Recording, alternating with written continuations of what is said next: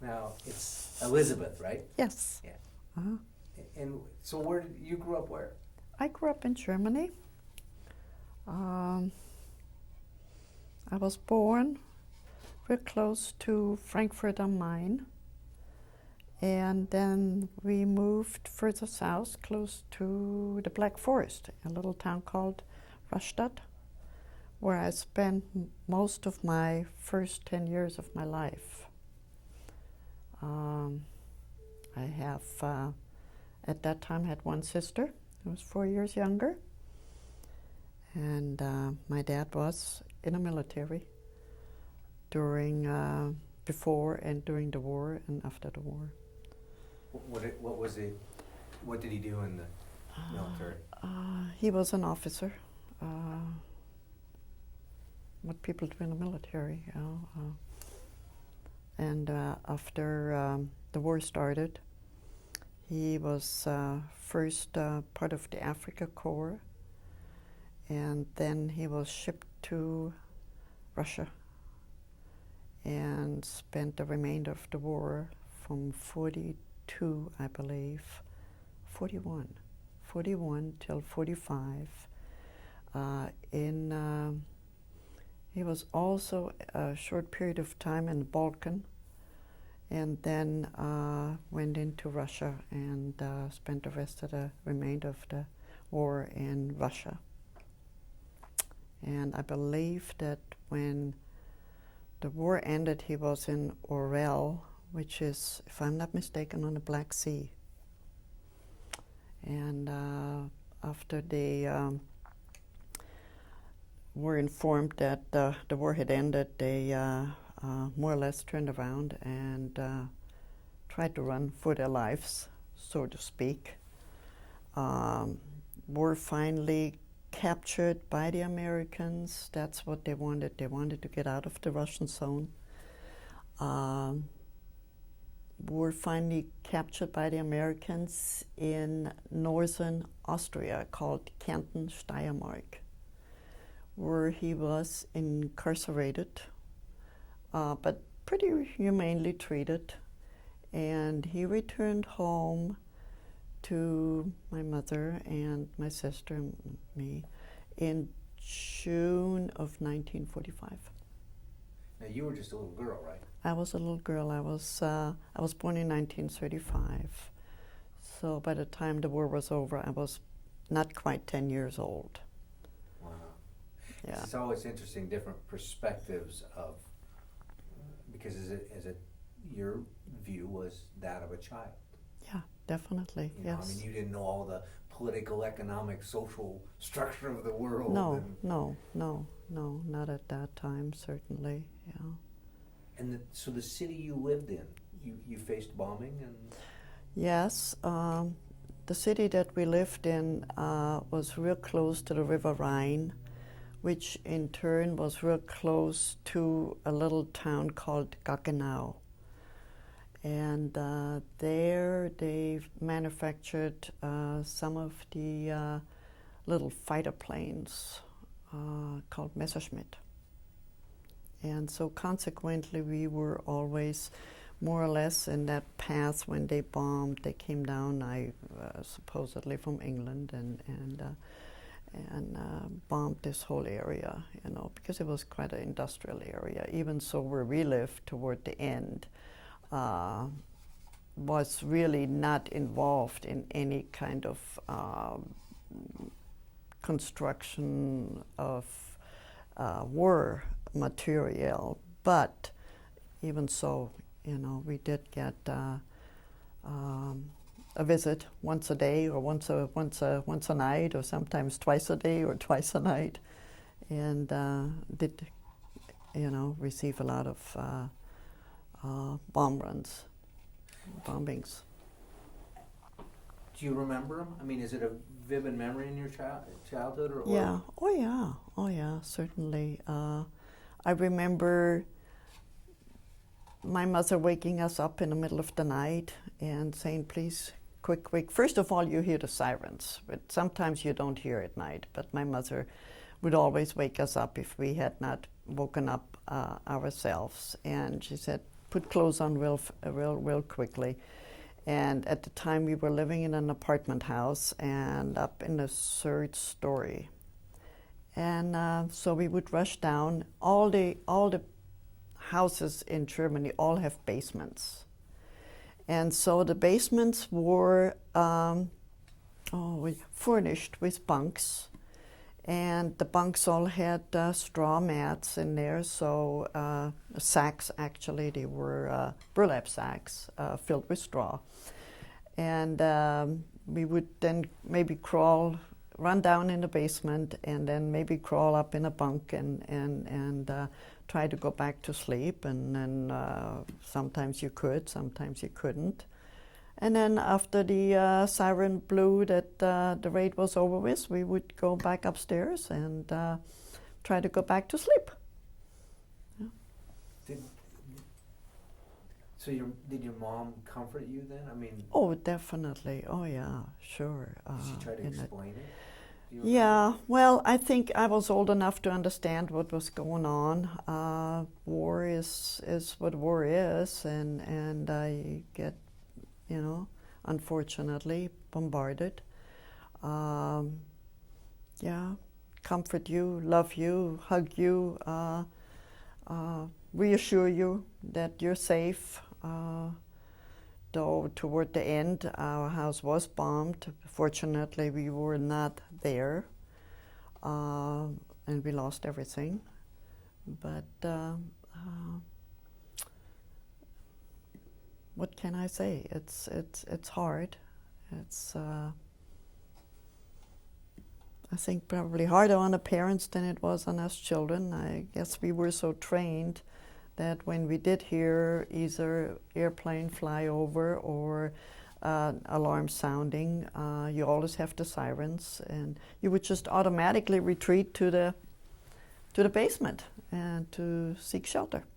So when you would come out the next day or whatever and go around your town, it's all. Oh, you hear during the raids, you would hear the bombs whistle. It's a very distinct sound when those bombs come down.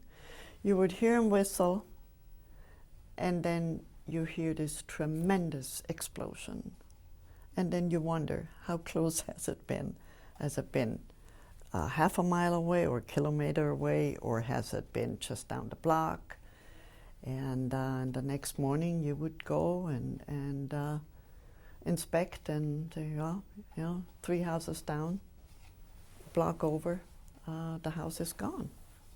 So, and I must say, I've had those nightmares about those bombs whistling for a long time, well into my teens, that I would hear in my dreams these bombs and the explosions.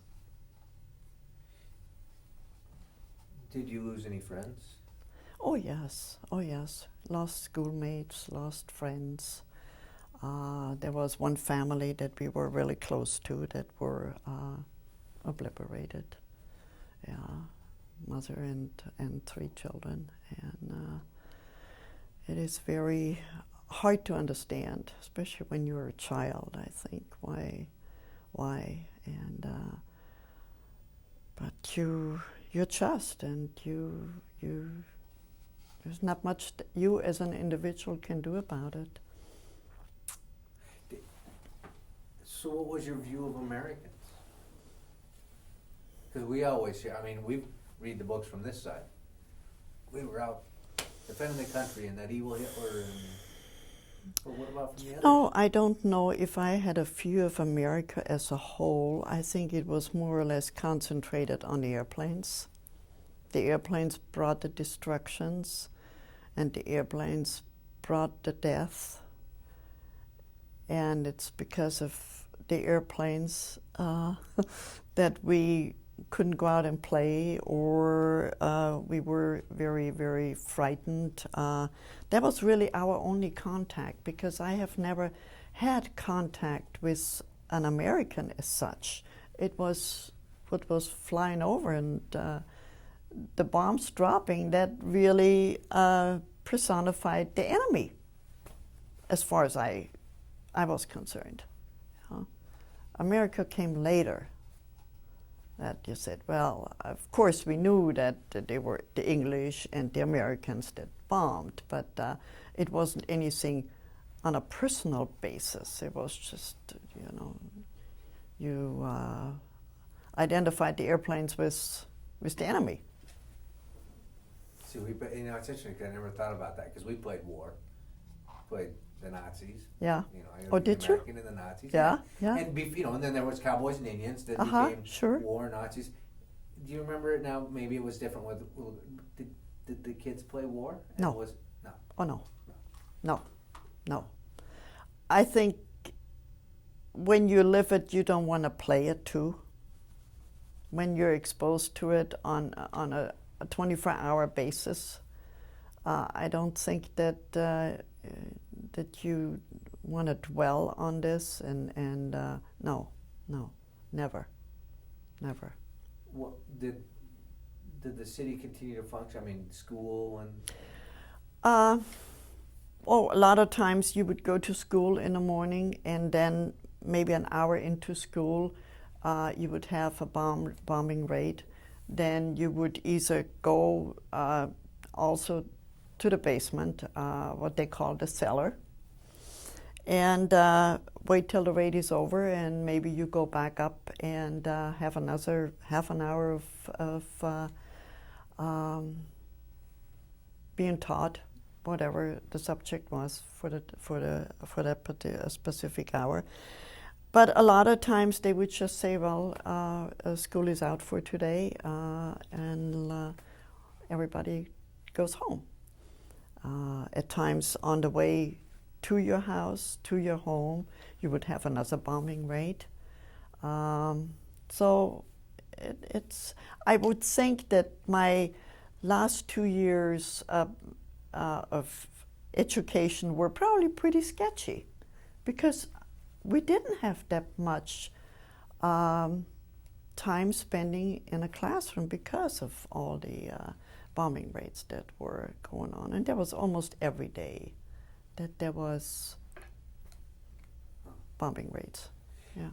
Do you remember, did it become common enough that fear as a child subsided, or did the fear?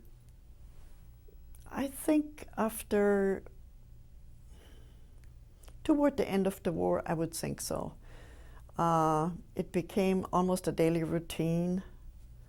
I would take if my mother hadn't been home, for example, you would go out between bombing raids, try to secure maybe food. Try to get maybe a loaf of bread or some flour or a little bit of milk. And of course you had to wait in line, sometimes a block long or longer, in order to, and then a lot of times when you got to where you were the next, or 2 people ahead of you, they had run out. So mother would always try to go out, go shopping, and see what she could come up with to feed the family. And so if we were out playing, my little sister and myself, being the older one, I would take her and we'd just go, you hear the siren, you just go in the basement. And it just becomes routine and self-preservation. With food now, because you didn't live on a farm, you lived No, in we town. lived in town, Yeah. yes. Uh-huh. So the rationing, now here we had rationing stamps. And Oh, yes. Did they do this? Oh, yes. Oh, yes, yes, yeah. We had rationing cards, and they were all separate categories. There was one for bread, one for milk, or dairy, I should say. Then there was one for flour,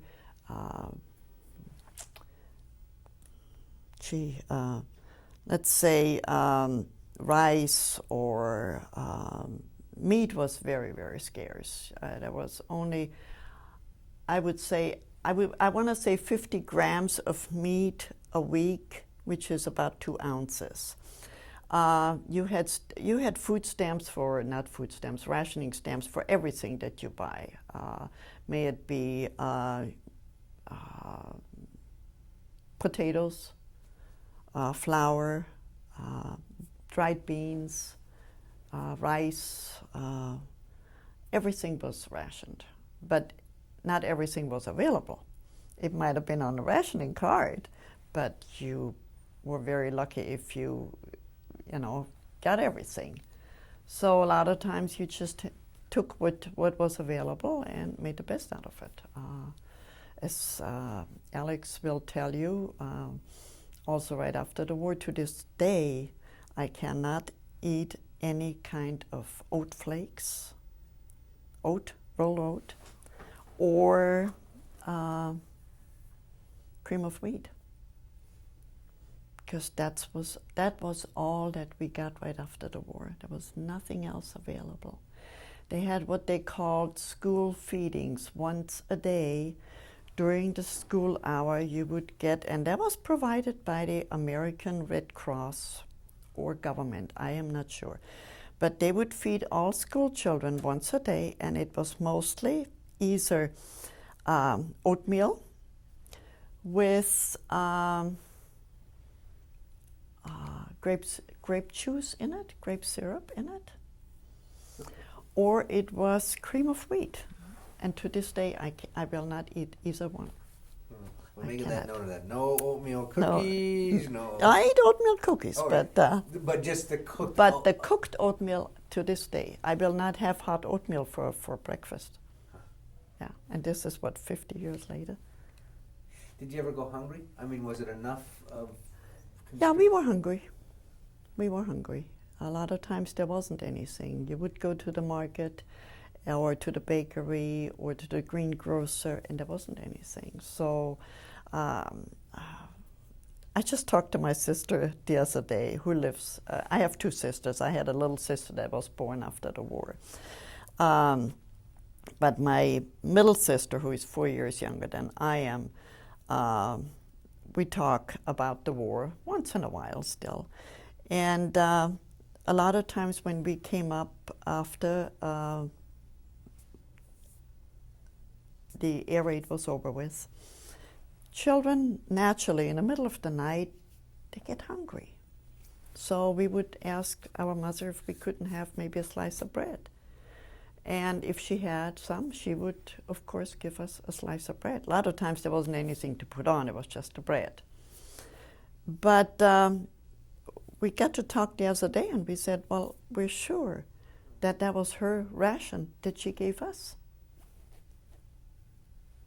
So she probably went hungry. So that's why I'm saying it was probably a lot harder on our parents than it was on us children. Even so, yes, we were hungry, but I'll bet you my mother was hungry more often than we were. And she was running the family at this time, right? Yeah. Yeah. Yes. Well, it was my mother, my sister, and myself. And toward the end, my mother was the only daughter out of 5 siblings. And so when my grandmother became very ill, my mother took care of her. And so my grandmother was living with us for about a year. And my mother took care of her, and then of course also as children. So it was hard on her because my grandmother was at the time, she was bedridden, could not be moved or anything, and so my mother would either go in a basement with us, in the air raid shelter with us, or stay with her mother upstairs, who was near death toward the end. It was very hard on her, but she was very, very one tough woman, I must say. She was. I have a lot of admiration for her. Yes, she took care of us, and she took care of her mother, who then died in February of '44. Yeah. Do you remember any Christmases during the war? I do, but not as very, how should I say, joyous. It was much just mother and grandmother and us children. I do remember very vividly one year in Germany we also have St. Nicholas who comes on the 6th of December. And I remember that very vividly, that St. Nicholas came and brought us, I still see the bag, brought us 2 apples and a few cookies. I still remember that. And that was 2 apples. Whew. That was quite a cachet, yeah. So, but Christmases, I really don't, I must say. I don't even think that we had a tree the last year of the war. I don't think so. I remember the first Christmas after the war. Very, very sad. We were living in an apartment at the time, and there was no tree. There was, I think we had a couple of sticks, greenery, and we had sheets hanging in front of the windows, and but we were all together. I remember that my dad was home, and my mother, of course, and us 2 girls. I remember that very vividly. But it was a very sad Christmas, nevertheless. As a child, you know, Christmas means that you should get presents, and there wasn't anything. But so the Saint Nick visit, the apples, again, must have been your mother's. Where she got those, I don't know. You know, we when you're a child, you don't think about this, and of course. When you are a child, we believed in St. Nicholas, so we just thought that he was, you know, he had his source of getting goodies that he would bring us. Later on, during my teen years, you don't think about those things anymore. After the war was over and things get better, you don't dwell on it and you don't think about it. But once you get older, once you get to really appreciate what it was, and then you wonder, where did she get those 2 apples from? Yeah. What did she have to barter? Where did she get them from? Yeah, and a few cookies. So, yeah. What was your, as a little girl, what was your take on Hitler? Well,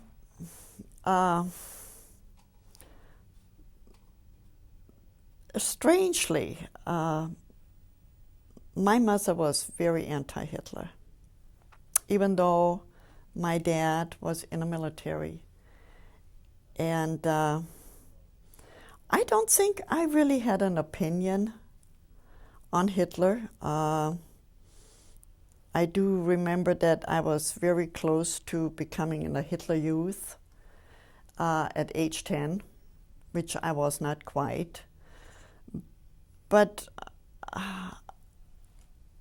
I don't think that my mother ever talked about Hitler in front of us kids. I'm sure she did with her acquaintances and friends.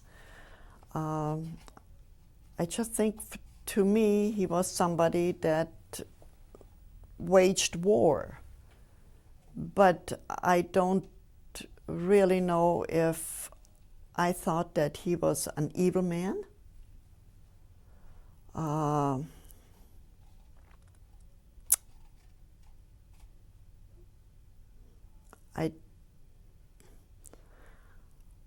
Maybe toward the end, when things really fell apart,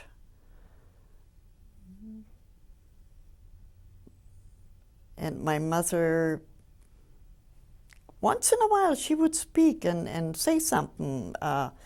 And friends would always say, you be careful what you say. You do not know who's friend or foe. Tell about Herbert warning her about listening to BBC. Yeah, yeah. My older brother, which I never even mentioned, my goodness, she was listening to the BBC on the sly. And if you would have gotten caught, you could have ended up in concentration camp. And he did warn her. He said, watch out what you do. You don't know who is, knows that you're listening to the BBC. Because you really didn't know who was pro and con.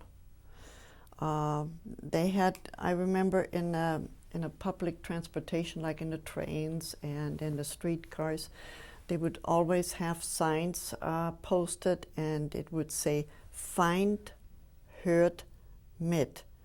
The enemy is listening. So you were always told to be very careful what you say, what you do, because there were a lot of Germans, they would turn you in a minute flat. And talking about concentration camps, people knew that there was camps, but nobody really knew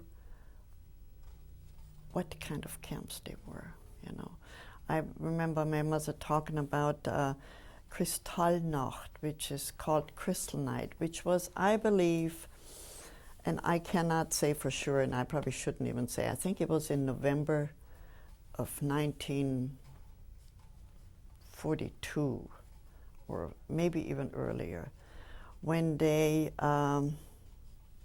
probably earlier than that, when they rounded up a lot of Jewish people and raided the houses, burned all the books, and so people knew that there was something going on, but nobody was 100% sure what kind of camps they were until, of course, after the war, when people found these concentration camps.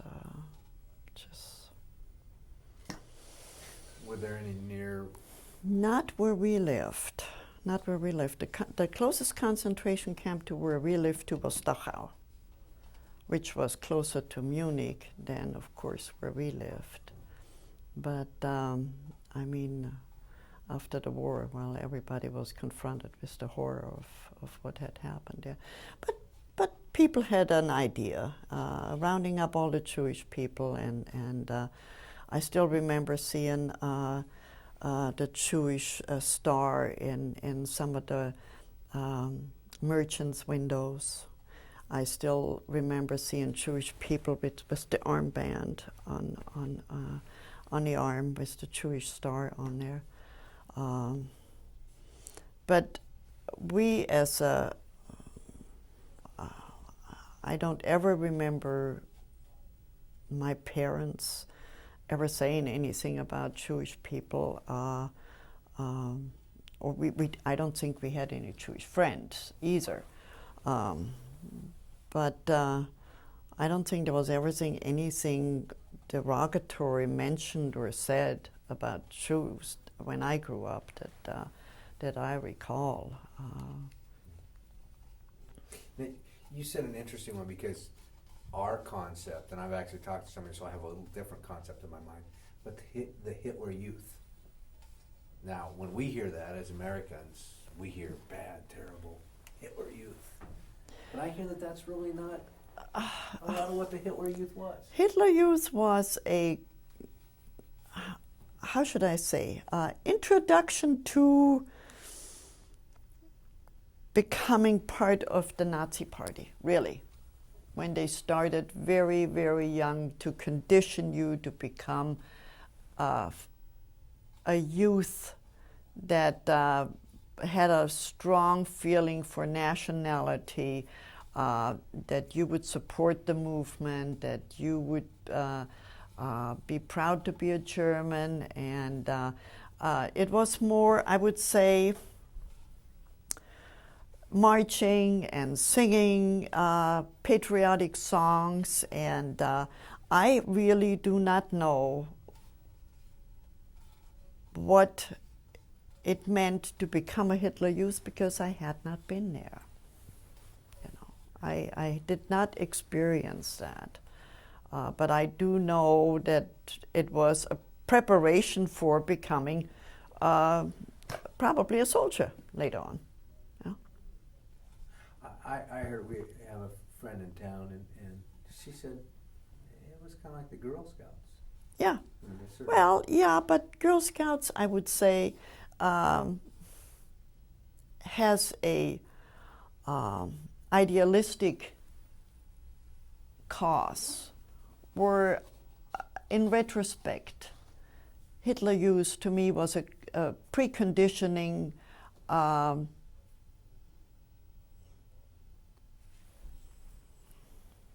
for becoming a part of the Third Reich, part of the Nazi Party. Yeah. Huh. It always gets so confusing because that's, to me, the concept of war. In fact, I have a letter from my great-grandfather about one of my relatives wanting to go back to Germany and fighting for the family. Uh-huh. And my great-grandfather writing to him and saying things are different there now. And my great-grandfather saying, it was real interesting to actually have it in writing, but have my great-grandfather saying, I'm an American now. Mm-hmm. You know, I'm not, Yeah. where the other, and I can't remember if it's a great-uncle, I think, wanted to go back because was still a German and was going back to You're talking about now, or you're talking about during the war? this was during the war. Oh, during the war. Yeah. So one chose to go back, and Yeah. the others chose to stay. Yeah. But then again, it became, you know, like our Civil War, it became brother against brother. I mean, to a certain extent, you're fighting your own. Well, yeah, because I mean, more or less, you didn't really fight your own, but you knew what happened to the Russians, to the Jewish people was a horrid atrocity. And as far as I'm concerned, the Jewish people were as much German as I was. A lot of them had been there for generations. And the only difference was that, good Lord, they believed in a different, quote-unquote, God. Well, that's like here to a lesser degree, but with the Japanese, born here, raised here, grew up here. Yeah. You know, but they look different, so it was easy to isolate. Well, yeah, and I guess Jewish people also look different to a great extent, but that doesn't mean that they don't have the same set of feelings and needs and wants and happiness and sorrow than everybody else has. Did you have any American prisoners come through your town? Any paratroopers land in your town?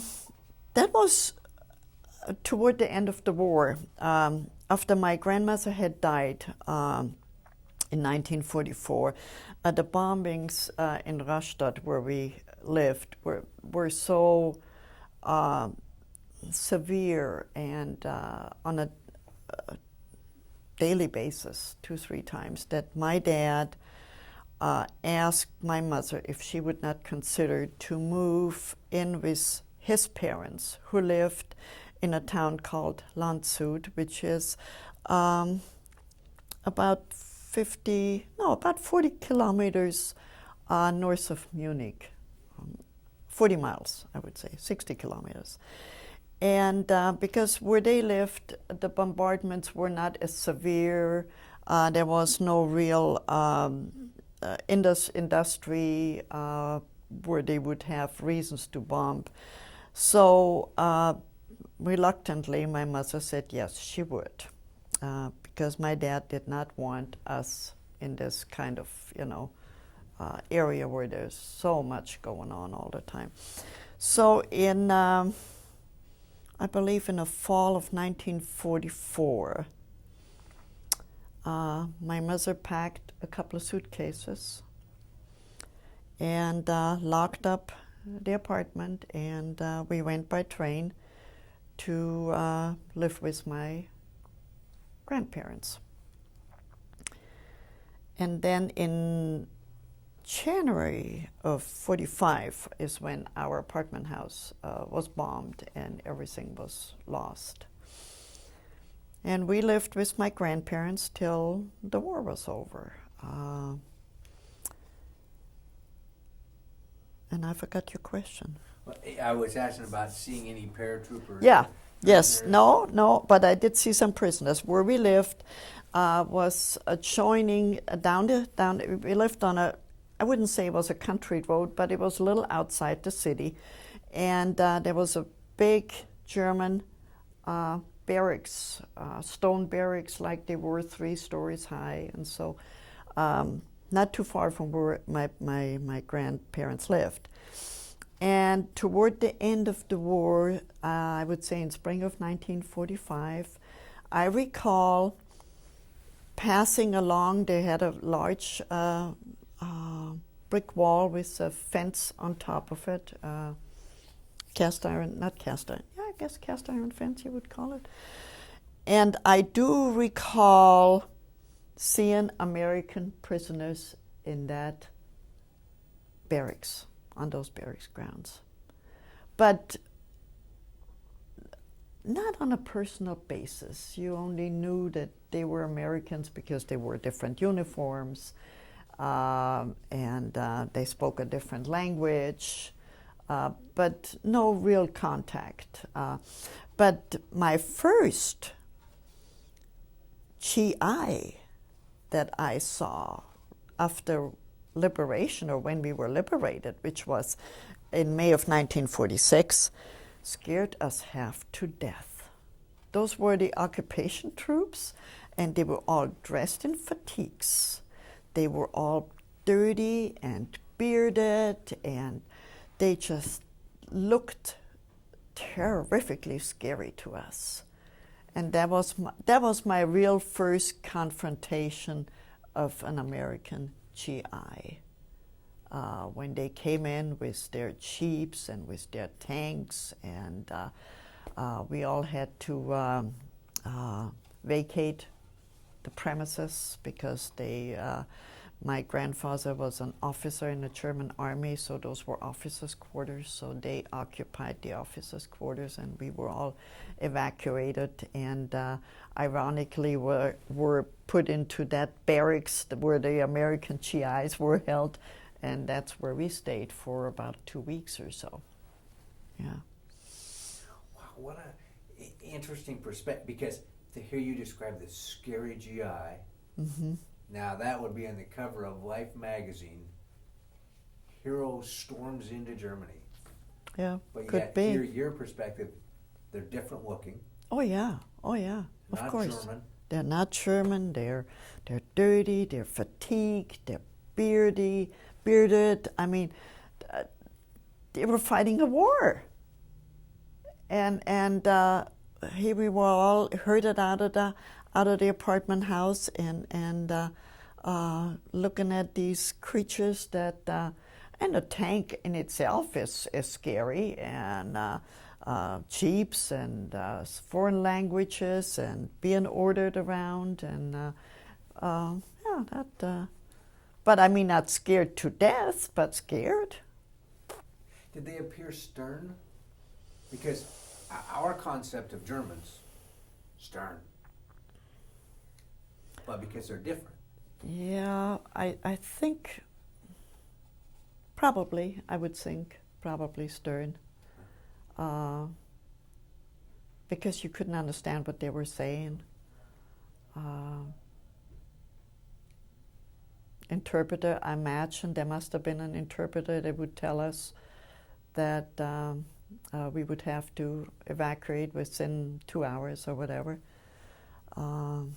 But I distinctly remember seeing my first real life GI. Yeah. Your bombing mission, where did you bomb? Munich, Close to, but Were you there when he would have bombed? I No, mean, no, we you- were not. you- We were not living in Munich. No, we So were how not far living in away Munich. from were you, About 60 kilometers, which is 40 miles. 40 miles? Yeah. Here to Tacoma? Yeah. A little further. Yeah, yeah, yeah, yeah, yeah. But by the same token, they did bomb in Landshut also, where we stayed at that time. Then that's why I say when a lot of Americans, and I consider myself an American, insist that the bombing was of civilians was not deliberate, I beg to differ, because it was. There were definitely civilian areas that were targeted. I mean, even churches were bombed. There was a little church not too far from us where we, in Landshut, where we sometimes went for cover during an air raid. And that little bomb, a church called St. Lawrence, and it was bombed, and they dropped phosphorus bombs, and that little church burned for days, So,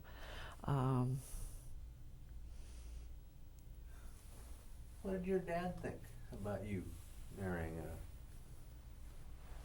one of these Americanos? they really liked Alex. Yeah, yeah. I don't think my dad had any hard feelings anymore after. I mean, we only got married in 1980, so we've only been married now 22 years. My first husband, that was a different story. Was he an American too? Oh, yes. Oh. Yes. Yes, he was a GI. Yeah. That was a little fresh still then. You know, even so, it was 18 years after the war. We got married in 1962. But it also had to do with the personality.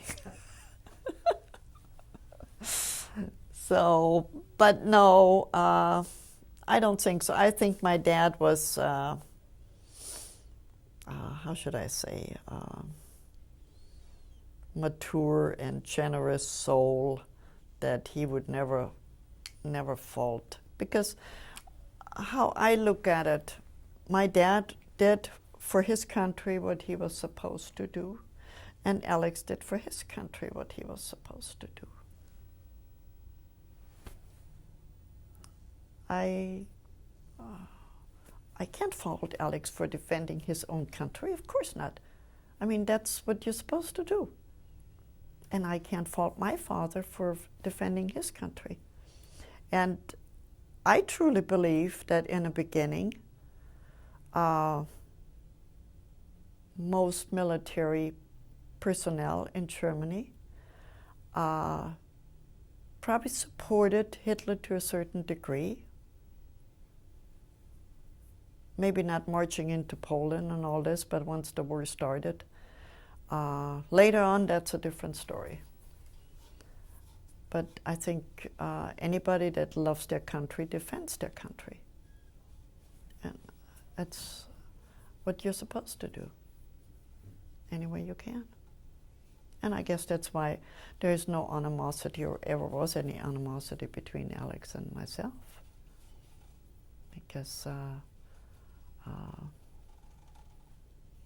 there's nothing to be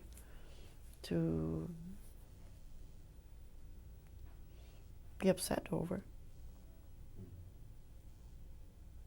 Well, thank you very much for sharing with us, because as I said, that nobody has presented us with this perspective. Yeah, but As I it's said, a I've very talked- limited view on my point, really, because I was a child, and there's a lot of things that are, I'm sure, that I never experienced, or I do think, though, however, also that I think a lot of experience is way back there. But Barry. it's like I tell people, what we're doing is presenting life from the perspective of the person speaking. And for you, that was a perspective. You were a child. That was your perspective. It's as valid as an adult perspective. it's your perspective. Yeah. And they have their Yeah. perspective. Alex Yeah. has his Yeah. perspective. Yeah. And I think that the interesting thing is when you start looking at the commonalities, where, again, it makes war even seem more absurd. Yes. Because everybody says, why can't we Yes. just get along? Yeah. You know? Yeah. But it becomes down sometimes to, well, I'll tell you what, you put your gun down first. No, you put your gun down first. Yeah. I have a bigger gun. No, I have Yeah. a bigger gun. You know, so. What's gained by it? Yeah. Nothing. Yeah. Nothing. Yeah. So, anyway. But all told, I have to say, as tough as it was, compared to war in modern days, I think it was still a relatively mild experience to what people go through nowadays. I really do. Yeah, they dropped bombs, yes, and it was horrid. You lost friends and you lost loved ones, and you lost all your belongings, and you were hungry, and it was hell at times. But I think what people go through now, I think is a lot worse. Especially like with what's happening over in Israel now, Yeah. with the suicide Yeah. bombers. Yeah, I think this is, at least in our case, you knew when they were coming, the sirens blew, you could take cover, and you were somewhat safe. Yeah. Not saying that a lot of times those bombs went right through down into the doggone basement and killed everybody. But at least you had a fair chance. What's going on now, you don't over there. So. Or even more so, you thought you had a fair chance, whether you did or Yeah, didn't. That yeah. concept of being in the basement, Right. that's it today. It's like, Right. you know, Yeah. those smart bombs or Yeah, whatever. that's right. Yeah. Yeah. So anyway, It's yeah. it gets absurd. I mean, it really does, and with all the Middle East stuff. And Yeah, it's frightening because now it's not just this little area or a spot on the earth. I think the repercussions are. it's a global. It's a, Yes, it's it a is. quiet global war that's going on. It Yeah. can get worse because